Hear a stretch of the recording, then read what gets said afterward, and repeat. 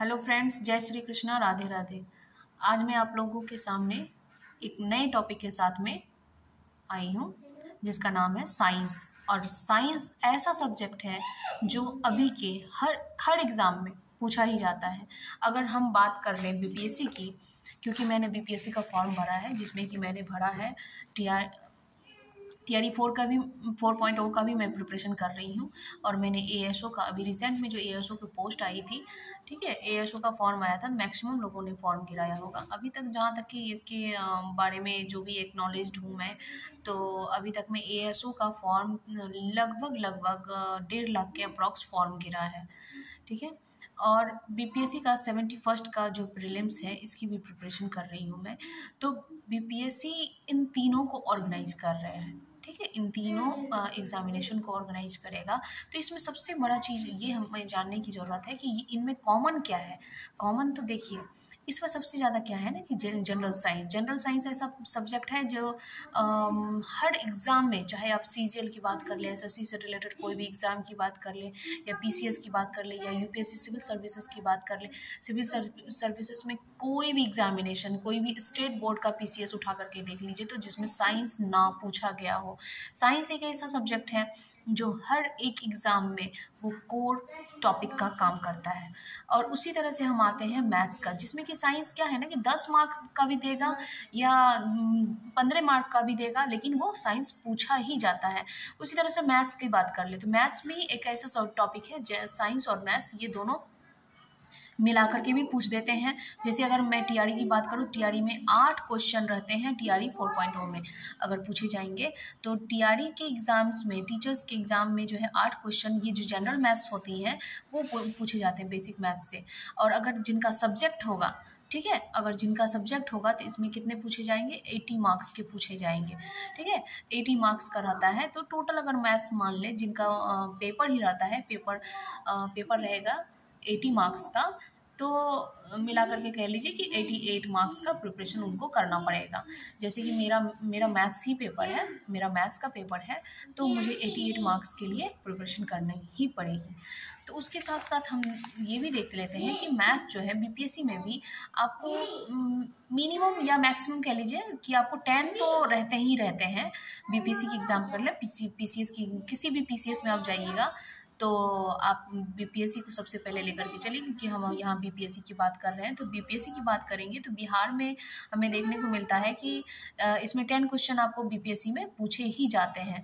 तो अब अगर हम रीजनिंग की बात कर ले तो रीजनिंग में भी रहते हैं 10 क्वेश्चन, ठीक है, 10 क्वेश्चन रहते हैं। अगर मैं टीआरई की बात करूँ तो टीआरई में आपको रहेंगे 8 क्वेश्चन, ठीक है। और अगर मैं बात करूँ एएसओ की, तो उसमें एएसओ में जो है 50 क्वेश्चन रहेंगे, किसमें, एएसओ में, ठीक है। और अगर 8 क्वेश्चन रहेंगे तो ये 8 क्वेश्चन पूछे जाएंगे आपको टीआरई में, यानी कि टीचर्स के एग्ज़ाम में। और ये 10 क्वेश्चन जो रहते हैं, 10 क्वेश्चन रीजनिंग के आपको सिर्फ और सिर्फ ये पूछे जाएंगे बीपीएससी में। बीपीएससी का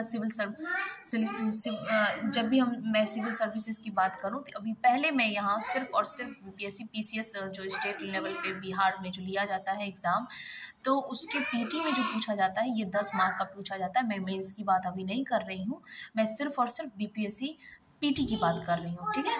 तो इसमें सिर्फ और सिर्फ 10 क्वेश्चन मिनिमम कह लीजिए या मैक्सिमम भी कह लीजिए, ये 10 ही रहते हैं, इससे ना ज़्यादा रहेगा ना कम रहेगा, ठीक है।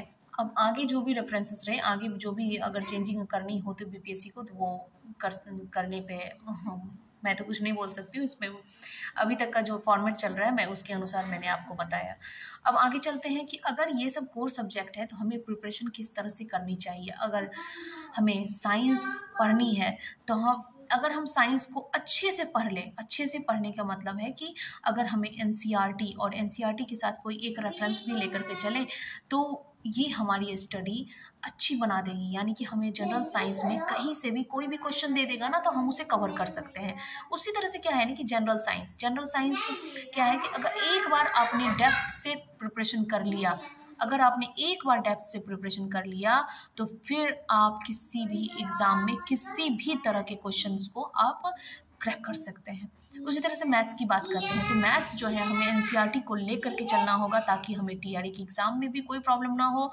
और और मैं बताती हूँ, अगर आप 80 मार्क्स के लिए भी टीआरई में अगर फाइट कर रहे हैं तो एनसीईआरटी तो बाई मस्ट है, ठीक है।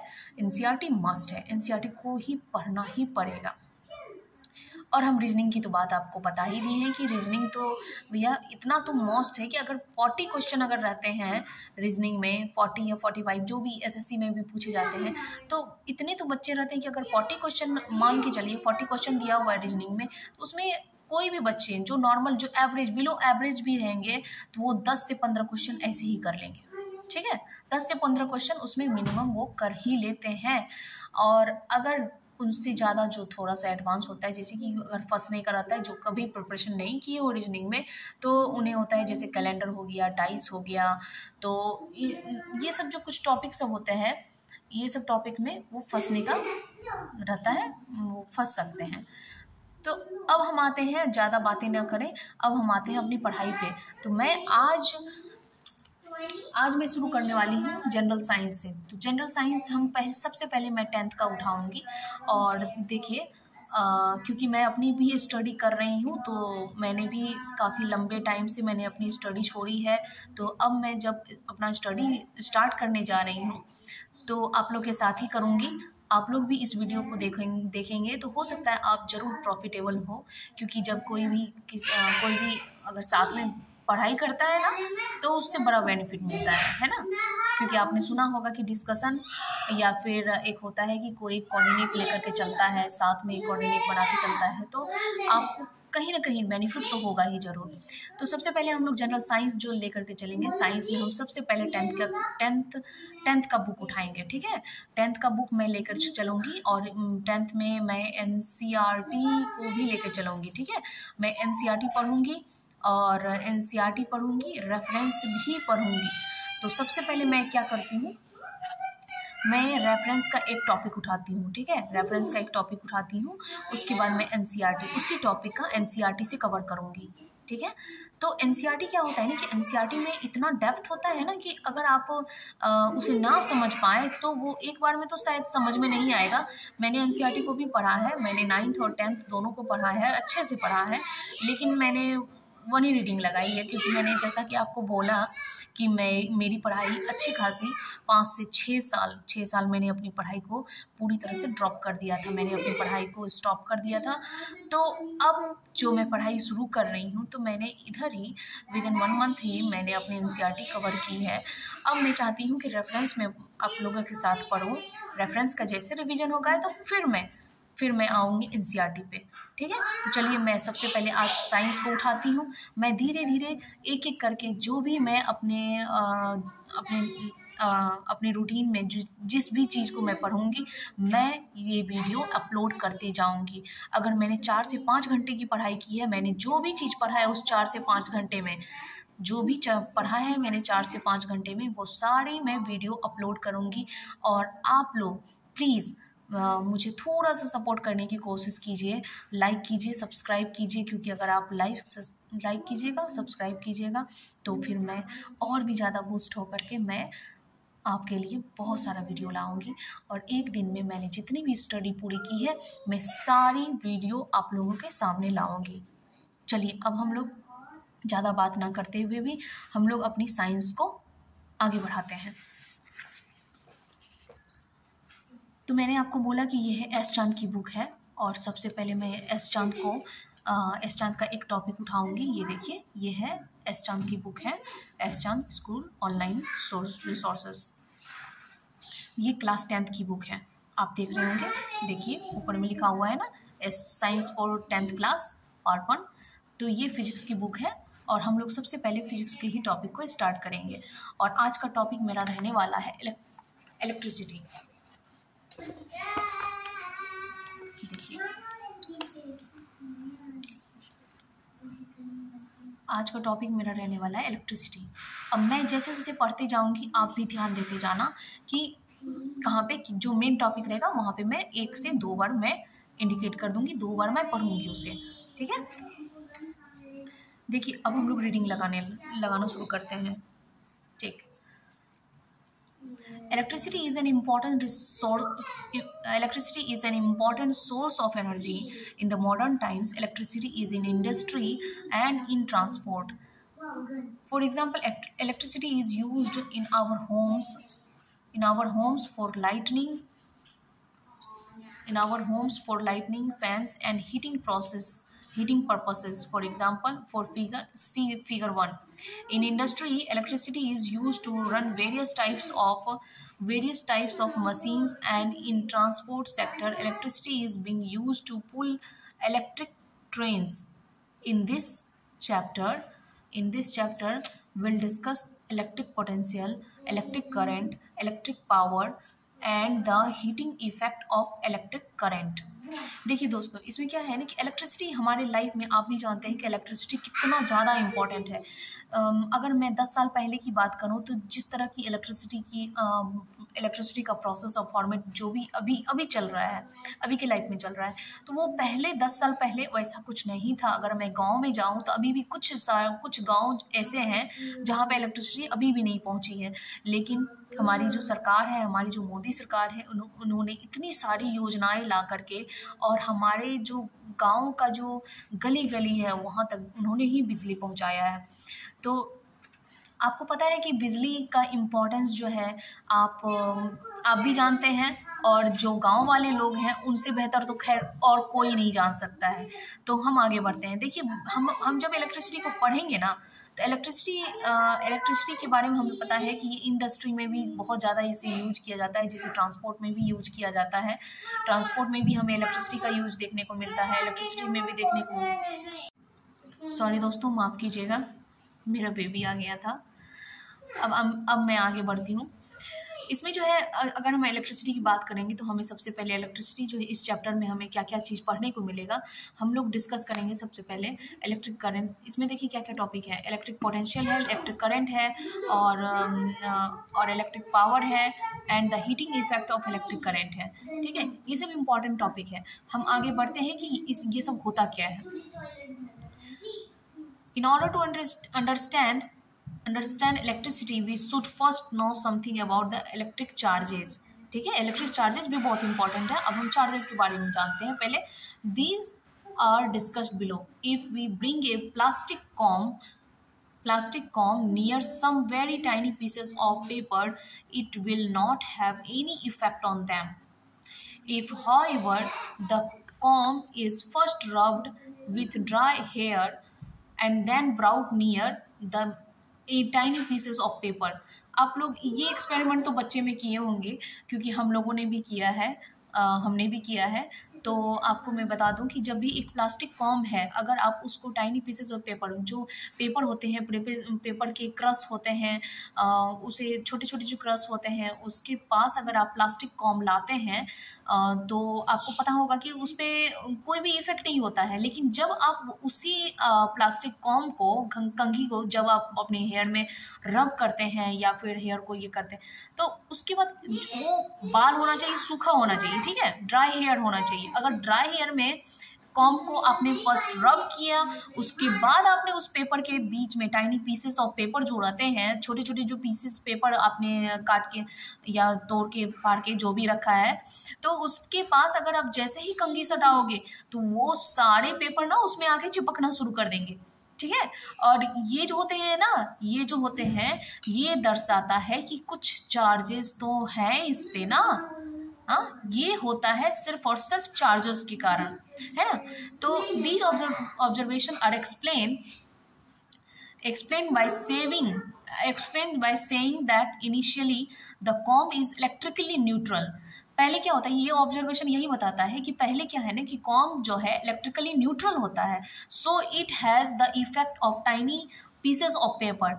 और इसके पास जो होता है, इसके बाद क्या होता है, ये न्यूट्रल होता है, लेकिन ये जो इफेक्ट होता है, no effect of tiny pieces of paper. पहले न्यूट्रल होने के कारण जो है उस टाइनी पीसेस का कोई इफेक्ट नहीं होता है उस पर। जब कॉम हम सामने लाएंगे तो कुछ नहीं होगा। When the comb is rubbed with dry hair then it gets electric charge. अब आते हैं types of electric charges. It has been found by experiments that there are two types of electric charges, positive charges and negative charges। ये सब तो आप लोगों को भी पता होगा कि जो एक्सपेरिमेंट हम लोगों ने किया उसके बाद हमें ये भी पता चला कि पॉजिटिव चार्ज और निगेटिव चार्ज होते हैं, दो तरह के चार्जेस होते हैं। ये आपने अपने क्लासेस में स्कूल में भी पढ़ा होगा और ये सभी लोग जानते हैं। और कुछ चीज़ों को थोड़ा थोड़ा हम लोग फास्ट लेकर के चलेंगे, क्योंकि ज़्यादा अगर मैं डिटेल पढ़ने लगूंगी तो ये शायद हो सकता है कि वीडियो भी लंबी हो जाएगी और बहुत ज़्यादा टाइम भी लग जाएगा, ठीक है। तो by convention the charge acquired by a glass rod rubbed with a silk cloth is positive charge। ये जो रॉड ये जो चार्ज एक्वायर किया गया था ग्लास रॉड के द्वारा, एक ग्लास रॉड था जो अभी हमने ऊपर पढ़ा था, ग्लास रॉड को सिल्क क्लॉथ के साथ में रब किया गया था, ठीक है। और जो इबोनाइट रॉड था उसे हम वूलन क्लॉथ के साथ में रब किए थे, ठीक है। ये चीज़ें ध्यान रखिएगा, हमने अभी ग्लास रॉड को सिल्क क्लॉथ के साथ रब किया था, ठीक है, और इबोनाइट रॉड को वूलन क्लॉथ के साथ रब किया था, ठीक है। और दोनों ने क्या किया था, दोनों ने कुछ इलेक्ट्रिक चार्ज गेन किया था, जिसमें कि जो ग्लास रॉड था उसने कौन सा चार्ज गेन किया, the charge acquired by glass rod rubbed with a silk cloth is positive charge। यानी कि ग्लास रॉड के पास क्या था, पॉजिटिव चार्ज था। And the charge acquired by ebonite rod के साथ क्या था, वो निगेटिव चार्ज था। rubbed with a woolen cloth is called negative charge। Electric charge is that. तो ये सब इलेक्ट्रिक चार्ज। तो अब इम्पॉर्टेंट क्या है, अब कुछ इम्पॉर्टेंट थिंग है जो हमें जाननी जरूरी है। तो ये चीज़ें तो आपने जब आप स्कूल टाइम में होंगे तो वो तो उस टाइम से ही आप लोग याद भी होगा कि अपोजिट चार्जेज जो होते हैं वो अट्रैक्ट करते हैं और सिमिलर चार्जेज जो होते हैं वो रिपेल करते हैं। रिपेल करना मतलब हुआ कि एक दूसरे से दूर भागना, ठीक है। तो अपोजिट चार्जर सबसे पहले समझते हैं, अपोजिट चार्जर यानी कि plus and minus opposite charges. तो मैं आपको बताती हूँ, देखिए अगर मान लीजिए कि यहाँ एक पॉजिटिव चार्ज है और यहाँ एक निगेटिव चार्ज है, ठीक है। तो अगर पॉजिटिव चार्ज और निगेटिव चार्ज होंगे तो ये दोनों क्या करेंगे, ये दोनों अट्रैक्ट करेंगे, ठीक है। ये दोनों क्या करेंगे, आपस में अट्रैक्ट करेंगे, ये दोनों आपस में अट्रैक्ट करेंगे। और अगर मैं बात करूं सिमिलर चार्जेस की, वो दोनों रिपेल करेंगे। और जब हम उसे रब करेंगे तो रब करने के बाद क्या होगा कि उस पर चार्ज गेन होगा, कुछ इलेक्ट्रिक चार्ज गेन होगा। तो this electrically charge com exerts an electric force on the tiny pieces of paper. तो ये जो इलेक्ट्रिकली चार्ज कॉम होगा वो जो है कुछ इलेक्ट्रिक फोर्स एक्सर्ट करेगा, ठीक है। तो वो इलेक्ट्रिक फोर्स एक्सर्ट किस पे करेगा, वो जो टाइनी पीसेस ऑफ पेपर है उस पे करेगा, जिसके कारण वो क्या करेगा, एक दूसरे को अट्रैक्ट करेगा, ठीक है। तो सिमिलरली एक ग्लास रॉड, उसी तरह से सेम एग्जांपल है एक ग्लास रॉड का। ग्लास रॉड को अगर रब किया जाएगा, glass rod is rubbed with silk cloth, कोई भी सिल्क क्लॉथ है उसके साथ अगर हम रब करेंगे, then and an ebonite rod rubbed with woollen cloth. एक इबोनाइट रॉड होता है, अगर मैं उसे वूलन क्लॉथ के साथ में अगर रब करूंगी तो ये भी क्या होता है, acquire the ability to attract small pieces of paper. तो ये भी एक एबिलिटी गेन करता है जो कि स्मॉल पीसेस ऑफ पेपर का अट्रैक्ट करने की एबिलिटी ये भी गेन कर लेता है, क्योंकि सम इलेक्ट्रिक चार्ज जो होता है वो एक्सर्ट करने लगते हैं।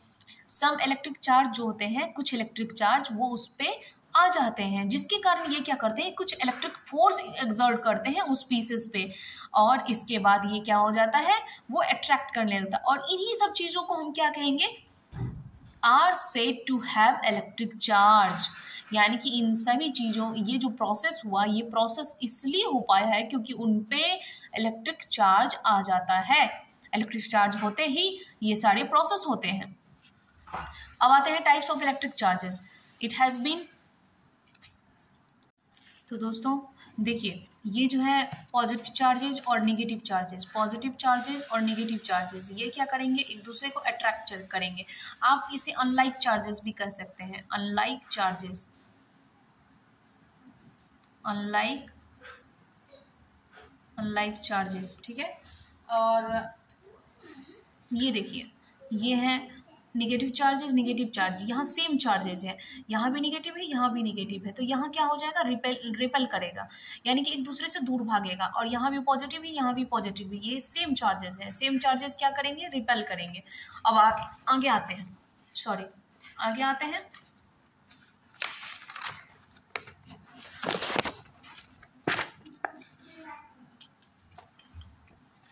देखिए आगे आते हैं, तो आगे हमें कहा जा रहा है the SI unit of electric charge, the SI unit of electric charge is coulomb which is denoted by the letter C, ठीक है। we can define this unit of charge as follows. 1 coulomb is that quantity of electric charge which exerts a force of 9 into 10 to the power 9 Newton on an equal charge placed at a distance of 1 meter from it. We now know that all the matter contains positively charged particles called protons and negatively charged particles electron.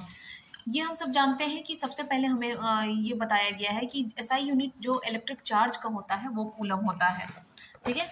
सबसे पहले ये जानते हैं कि SI unit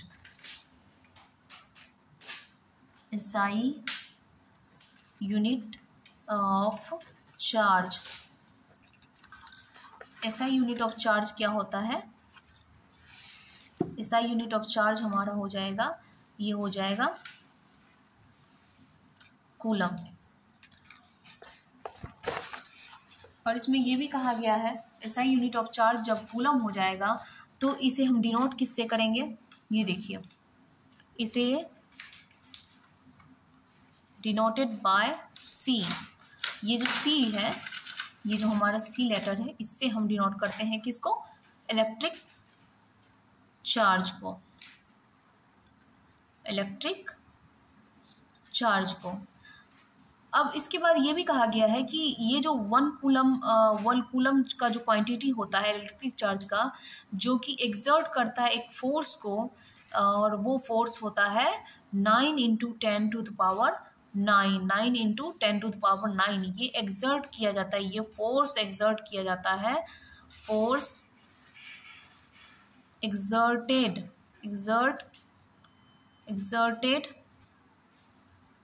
force exert किया जाता है किसके द्वारा, ये किया जाता है आपको इलेक्ट्रिक चार्ज के द्वारा,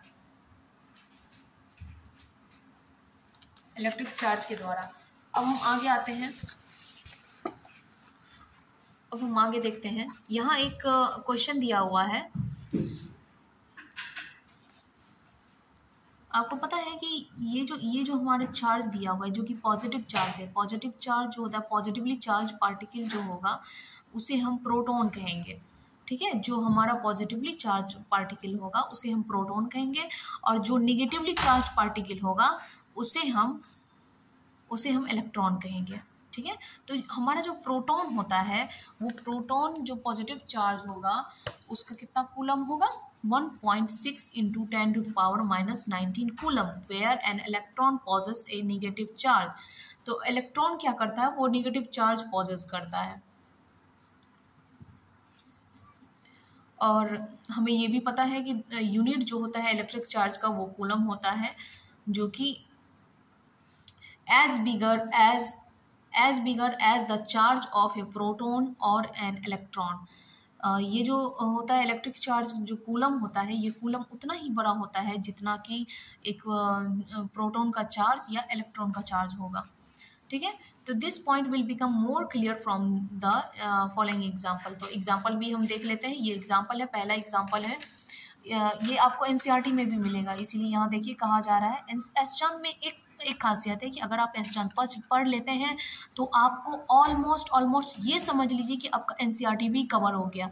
लेकिन हमें एनसीईआरटी भी एक बार लास्ट में हम उसे रिवाइज भी कर लेंगे, एक बार हम उसे पढ़ लेंगे, क्योंकि अगर हम इसमें हम इलेक्ट्रिसिटी को कवर करेंगे। इलेक्ट्रिसिटी जब मेरा कवर हो जाएगा, क्योंकि ये बहुत बड़ी टॉपिक है, तो 10th क्लास में जितने भी टॉपिक्स हैं ये बहुत ही बड़े टॉपिक्स हैं, बहुत ही बड़े टॉपिक्स हैं। इसका मतलब ये हुआ कि ये एक दिन में ख़त्म तो होने वाले हैं नहीं, इसे हमें 2 से 3 दिन में हमें कवर करना होगा, क्योंकि बाकी सभी सब्जेक्ट को हमें टाइम देना है।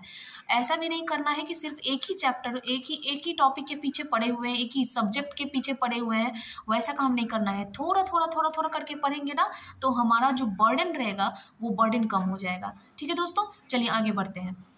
We know that the charge of an electron is 1.6 into 10 to power minus 19 coulomb.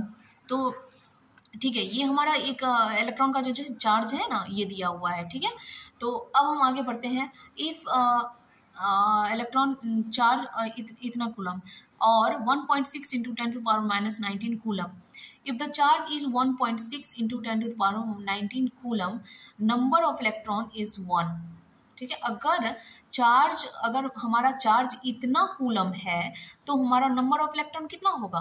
1 होगा, क्योंकि हमें पता है कि एक इलेक्ट्रॉन का ही जो चार्ज होता है ये इतना होता है। ठीक है, तो हमारा नंबर ऑफ इलेक्ट्रॉन्स कितना? नंबर ऑफ प्रोटॉन का तो हमें पता है ना कि पॉजिटिवली चार्ज होते हैं, और जब पॉजिटिवली चार्ज होते हैं तो हमारा कितना आता है? 1.6। उसका चार्ज का जो देखिए यहाँ ऊपर देखिए, यहाँ लिखा हुआ है positive charge of 1.6 into 10 to the power minus 19 coulomb.